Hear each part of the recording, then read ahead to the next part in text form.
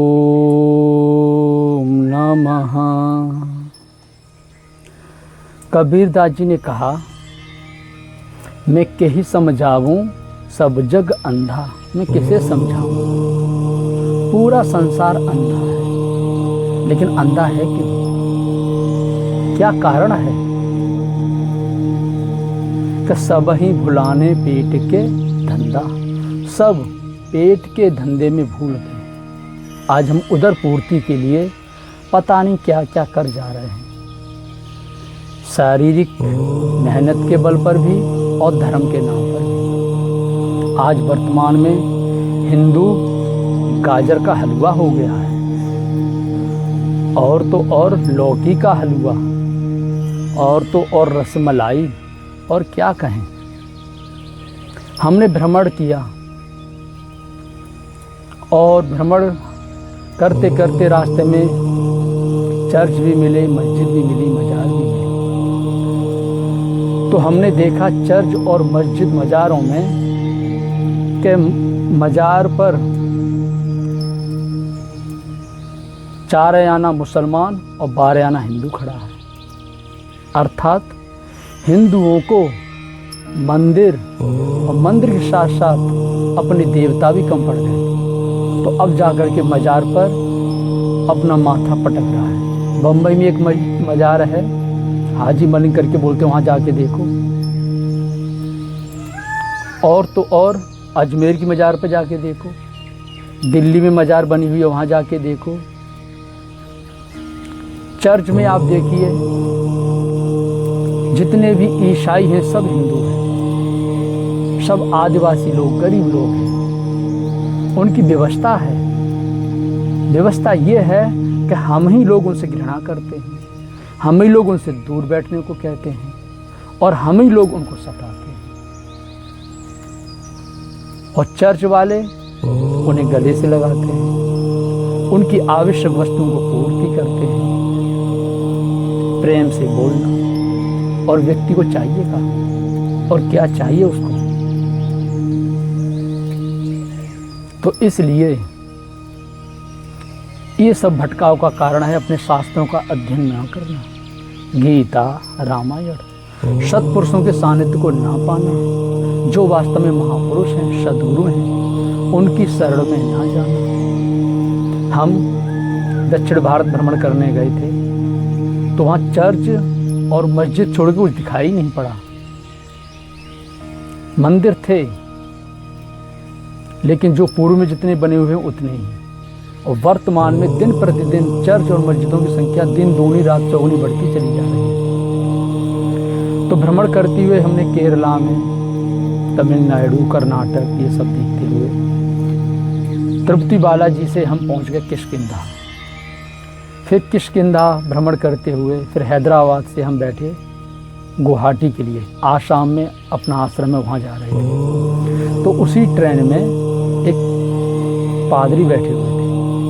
उन पादरी ने हमसे कहा कि महाराज, आपके भगवान में कोई शक्ति नहीं है, और ना आपके भगवान में कोई ताकत है। हमने कहा, आप कैसी बात कर रहे हो? बोले, यदि आपका भगवान शक्तिशाली होता तो ये हिंदू मंदिर छोड़ के, अपने इष्ट आराध्य को छोड़ के ये मजार पर क्यों जाते, ये चर्च में क्यों दौड़ते? हमने कहा, ये तो ठीक कह रहा है। और तो और आप देखिए, चर्च में सब हिंदू ईसाई हैं।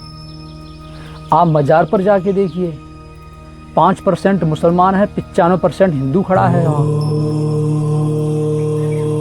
हाथ में हरी चादर लेके। हमने कहा, ये भी ठीक कह रहा है। हमने कहा, आप कौन हैं? बोले, मैं पादरी हूँ चर्च का। हम इससे पहले बोले, मैं हिंदी का लेक्चरार था, फिर प्रोफेसर हुआ, फिर अब मैं चर्च में पादरी हूँ। भाई देखो, जो व्यक्ति नौकरी में है तो कुछ ना कुछ तो व्यवसाय वो पकड़ेगा। ये चर्च कोई धर्म नहीं है, ये मजार पूजना कोई धर्म नहीं है, ये व्यवसाय है।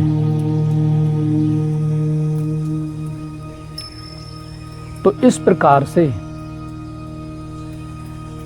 फिर हमने उससे कहा कि आपने जो कहा कि भगवान आपका शक्तिशाली नहीं है, कमज़ोर हो गया है।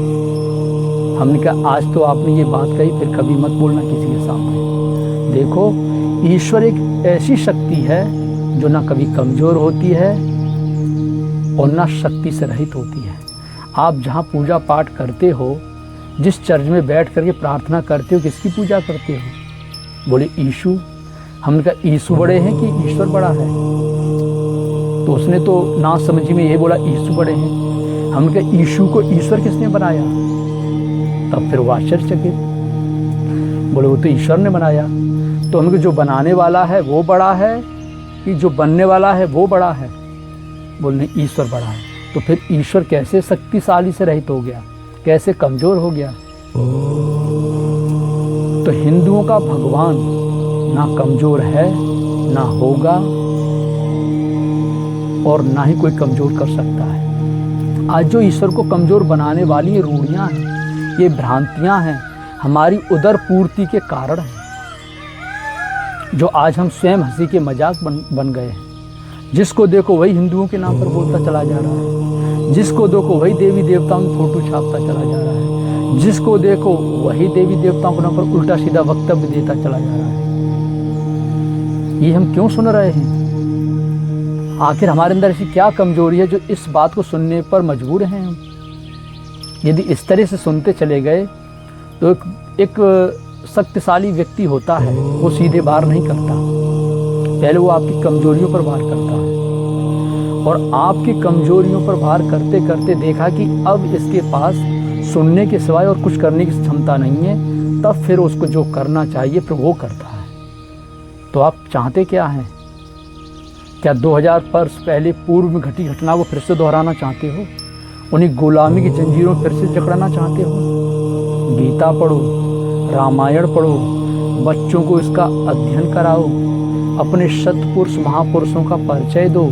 दयानंद, विवेकानंद, महावीर स्वामी, बुद्ध भगवान, माता मीरा, अत्रि, अनसुईया, ये महापुरुष हो गए।